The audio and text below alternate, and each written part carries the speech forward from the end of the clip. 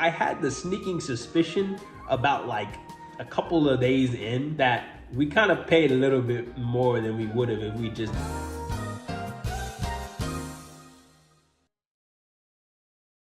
Okay, part two. All right, I'm gonna try to keep this brief because I was only able to edit that first part down to like 20 minutes. But before I start that, I'm gonna be doing a giveaway. So really all you have to do to enter this little competition that I'm gonna be doing, I'll probably announce the giveaway winner. Let's give everybody a month, right? Let's give everybody a month to enter. So whenever this comes out, 30 days after it, right? So if you missed it, you missed it. But 30 days after this comes out, I don't know when it's gonna come out. So 30 days after whenever this comes out, we're gonna finish the giveaway. All you have to do to enter is like this video and comment down below, you know, I don't know, your favorite part of the video or something. You just comment something, you know, what do you like about Japan, right? And I better not see more comments than likes, right? And all that kind of shenanigans. And you're entered. With all that said, let's stop dilly-dallying and get to the finance aspect of Japan, right? So I'm gonna try to keep this brief. Just like last time, I'm gonna really just cover 2 or 3 kind of sections. Just really, how much did I save, right? How can you cut corners and save more? And that's really it, honestly. That's really all you need to know. So our trip was 19 days. I saved $5,000, I would say, between $4,000 and $5,000. I had about $3,000 worth of spending money, a little less than that, but around $3,000 worth of spending money. And the flight was about $1,000, right? And the JR pass was like $600. So, and then the hotels on top of that too. And so off rip, we bought our flights like 6 months in advance, I'd say, like in like July. We bought our hotels in October, I think, September, October. And then the JR pass was like a little bit after that. And then everything else was just spending, you know, saving up money to spend just while we were there. I wouldn't consider myself a big well, that's probably a lie. I think other people would. But I don't consider myself a big spender, like, cause I see like some people how they go on shopping sprees. I more so like, cause I'm the type of guy who goes to the grocery store with a list and I don't veer off of said list. It was the same thing with Japan. Like I had a list of things that I wanted. Most of the time I kind of like I stuck to like what I was like looking for more so than what I like wanted to get per se. Like I wasn't just like, oh, rah, rah, rah, right? Like after the first week, I kind of was a little bit.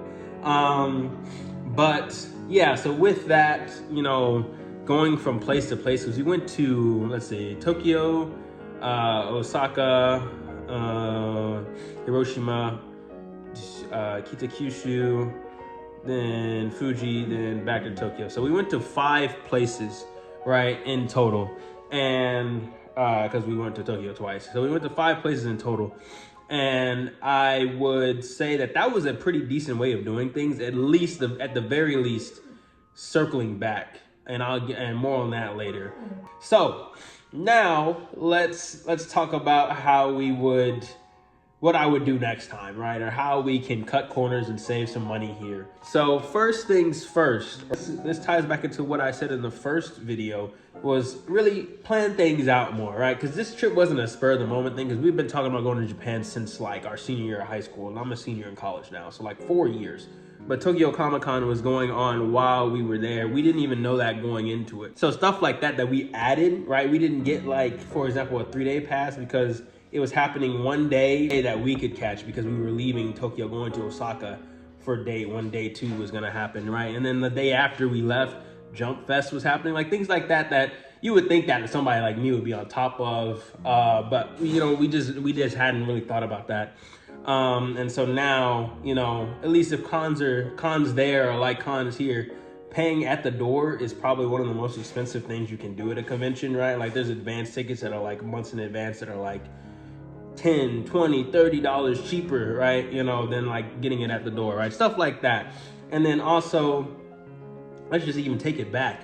When we bought our flights in July, right? We were talking about it for about a good week before we decided on a flight to purchase, and we were like watching the price. It wasn't really going up or down or anything like that. We were just trying to find the best price. And by we, I really mean me. But and before we decided on which flight we were gonna get. And so when we did finally get the flight in like October, or was it earlier than that? I don't remember, but it was some time after we had got it, the price dropped like $300. That's like 10% of the budget that I was saving that could have gone to, the trip. So I don't really know what the science is on when the best time to buy a flight is, but the price I know this, at least for next time, I'm going to try to do this. I don't know how well it's going to work out for me. So we'll see. But it tells you like when you're like doing like Google Track flights, it tells you like when the price is expected to go up. Like I think our price wasn't expected to go up till October. So from now on, I'm gonna kind of watch that more instead of like being like, okay, let's just get it now, right? Just because it did drop like from like we paid like I think $1,100, right, to like $800, $700-ish, right? Same flight, same everything, right? So I was just like, you're kidding me, man, you're kidding, right? So next time for sure, that's a cutting corners saving method right there. And then second thing is, for me at least, pack, I guess, more accordingly, right? Will didn't have this problem. Jacob started to have this problem because we had to end up splitting a luggage. That was our plan anyway, but we ended up splitting a luggage and we were gonna need to, the way he was going and the way I was going anyway. But for me at least, pack more accordingly means like two things I'm taking away from it is I brought like all of my film equipment save my lights and drone. Let's just say everything else was there, right? And so a good amount of it was in my carry-on, but still most of the bigger stuff like my tripods were in the luggage. I don't need all of that. I didn't use, I say maybe even 3/4 of the equipment that I brought. And that was, I would say, at least a good 20-ish, maybe even more pounds of my 250-pound luggages that I was allowed to bring was stuff I didn't use. Another thing that I know for next time, right? So like, unless you're a film guy, that doesn't really matter to you. Another thing that I know for next time, and this applied to, I would say, all three of us, was the clothes that we're bringing, right? I was told, by my family and friends, and I think everybody else did this too, was to bring like a week's worth of clothes, right? And I kid you not, I think he even go on record saying that he wore like one outfit from the United States and everything else pretty much was stuff that he bought, right? And it was pretty much like that for everybody else. The shoes, I would say I bought 3 pairs of shoes. I think I like went through all of them and wore them all pretty much equally, right? So I guess that's fine. I don't think you need 3 pairs. Like you could definitely get by with just one, right? But I just wanted some flexibility, and then, but like with the fits, I'd say, bring all your underwear, bring all your socks, right? But even then you don't really have to do that. But I would, like, for me, I'd bring all my underwear, I'd bring all my socks, I'd bring, it depends on the season you're going to, because also like the thicker jackets that I was bringing kind of weighed my luggages down a little bit too. So if you're going in spring, you're not really gonna have that problem. But bring like a couple tees, like I'd say like 2 t-shirts and a jacket or 2, right? And a pair of sweats and regular pants. That's probably all I would bring, like if I was going tomorrow, right? Everything else, if I needed more things than that, I would buy, right? Because every hotel except for one, I think, had a washer and dryer, right? So it's like, it's not like you're gonna run out of clothes, especially if you like I said, plan accordingly.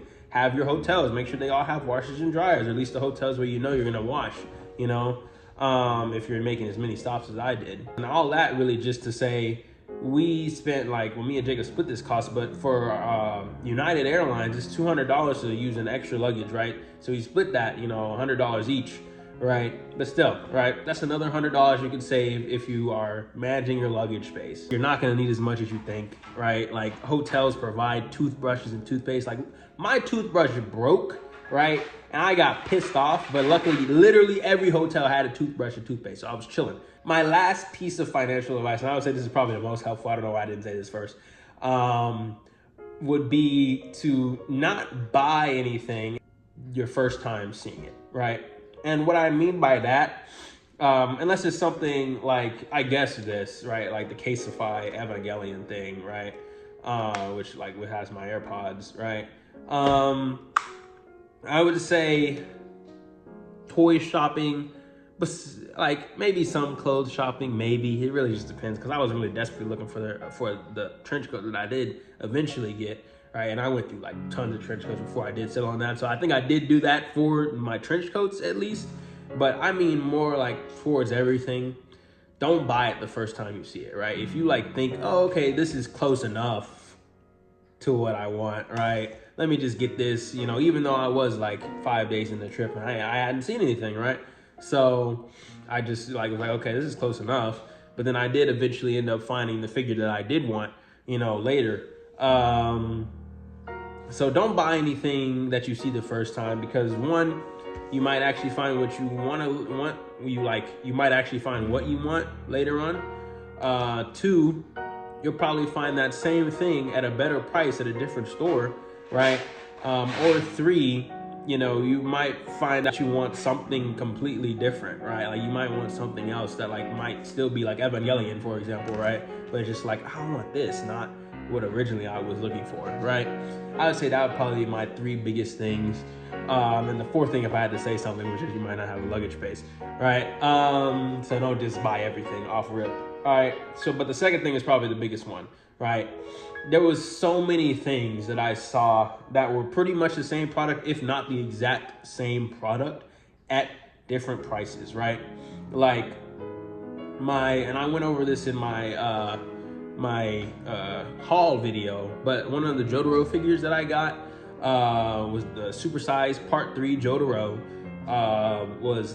It was marked at the first place that I saw it at for 17,000 yen, right? And there's no way I could have known this in hindsight, right? But still, this is just like an example, right? It was like 17,000 yen with tax free. I think I paid 16,000, which is roughly about like $90-ish, right? But when I got back to Tokyo, I saw like 2 other places that had it. One of them had it for like 2,100 yen, so now like that's like 120, so still more expensive, right? And another place I think I saw it at like 22 or 2,300 yen, right? Not 2,300, 23,000 yen. Holy crap.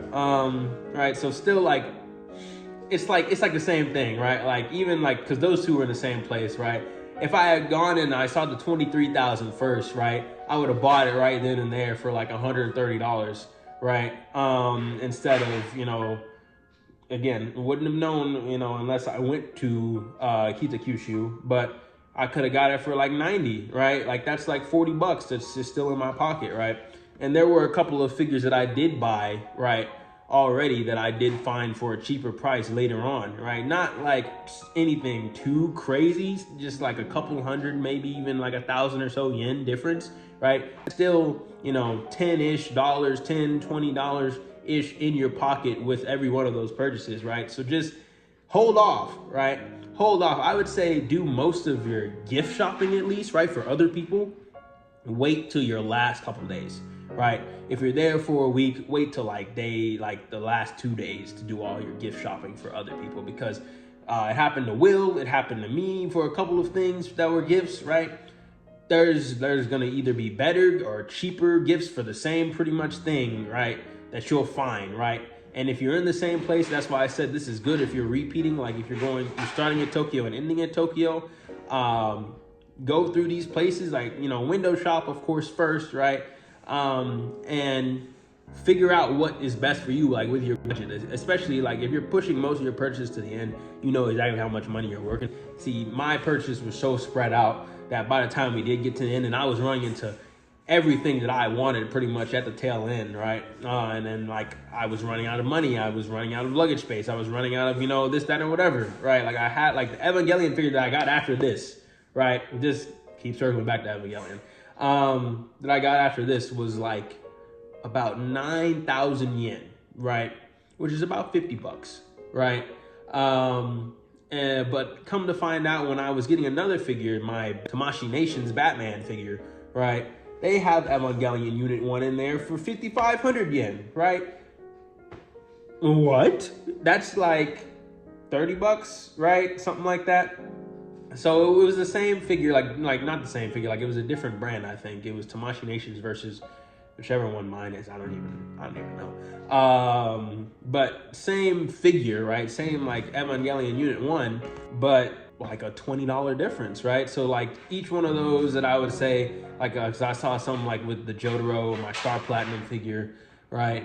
I would say you could save, or I could have saved probably about another $100 or so just by waiting, right, for like some of my purchases. I would say also the more people you can get to come with you, right? You know, like, cause they have hotel rooms that will accommodate 3 or 4 people, right?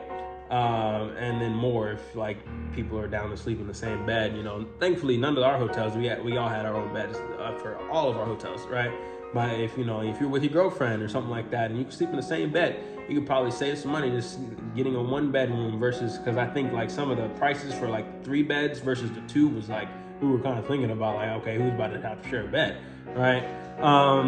So just stuff like that, or like the more people you can get with you, the more you can split that cost of like hotel stay, because like that was definitely like helping. You know, like we were like looking at our numbers and like, dang, this is a lot of money for hotel. Then we clicked that divided by 3 button. We're like, okay, yeah, we can actually do this. Yeah, this sounds pretty good. You know, so the more people you can get to drag along with you, the better as well. And then I would say also, like I kind of mentioned a little bit earlier, I would probably not get the JR pass again, just because I'm curious to see. Because it was like literally $600-700 just for the JR pass, and it was very convenient. Like, don't get me wrong. I would say I'm kind of curious to if I could do the same trip again, like go to all the same places and ride a train as many times as I did, right? But get the individual tickets, like from station to station or like from place to place, right? Tokyo to Osaka or whatever, right? And see if the cost is anywhere, like, is it gonna be more than the $600-700 of JR pass? Because I had the sneaking suspicion about like a couple of days in that we kind of paid a little bit more than we would have if we just did the individual train tickets. So I think next time I wouldn't get the JR pass, right? And then also it does limit some of the trains that you can get on. Like this wasn't a big deal, but there's like stations that were a little bit closer to some of our hotels or some of the places that we wanted to go to that we couldn't get to those stations because it was like a different like train line, right? So we had to walk more, or we had to like take a bus or something, right? Just because the JR pass didn't cover those lines, right? So I'm curious to see like if like one of us had got the JR pass and another one, didn't, right? Who would have spent more money? So yeah, wait on the flight, maybe skip out on the JR pass, manage your luggages and manage your purchases, right? You could definitely do the exact trip that I did for probably about, I wouldn't say $1,000 less, but possibly close to. I would say I could, knowing what I know now, doing the exact same trip, I could probably do it for about $1,000 less, right? But that's just knowing what I knew and I know now, right? That's just knowing what I know now. I couldn't have done that in July, right? No, like in July, there's nothing I could have done. Like, this is just hindsight 2020 kind of thing. If anybody has any other questions or wants me to make any kind of other Japan videos, let me know in the comments down below. And again, enter the giveaway as well. That could be your comment, right? Let me know what other videos you want me to make about the trip. Yeah, I didn't really talk about the Comic-Con too much because it was really cool. I wish we could have stayed for all 3 days, honestly. So yeah, that's really all I got to say in this one. See you guys next time. Peace.